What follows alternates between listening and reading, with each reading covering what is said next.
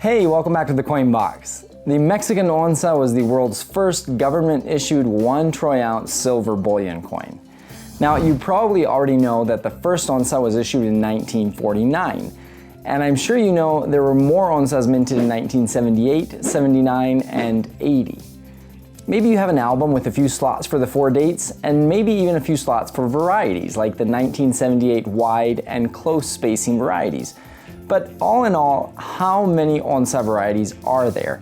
Well, I'm finally getting around to making my onza varieties video series.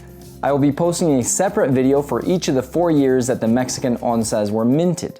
So join me, and together we'll discover some really cool varieties in this series. If you've followed the channel for a while now, I apologize because I've been promising this series for over a year now. Even though it's a series I'm pretty excited about, it kept getting pushed back for one reason or another, like needing to do more research, or because I would find a new variety, so then I'd buy it, then I'd have to wait for it to arrive and document it, and so on. But it's about time I do this series, so I'll be uploading the first video on the 1949 onza varieties very soon, hopefully by this Friday. Now, there are several people who have very kindly responded to inquiries of mine on this topic during the past few months, but I have to give a very special thanks to Scott Dahl, who has been extremely generous with his time, his knowledge, and even with the images of his own onzas.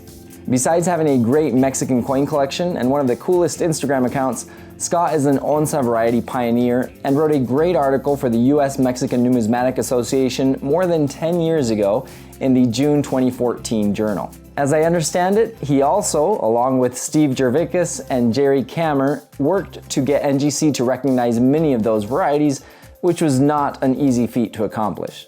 So if you want to do a little homework on onza varieties before my series comes out, you can get a head start by reading Scott's article and by getting familiar with the onza varieties listed on NGC's website, which I'll leave a link to below.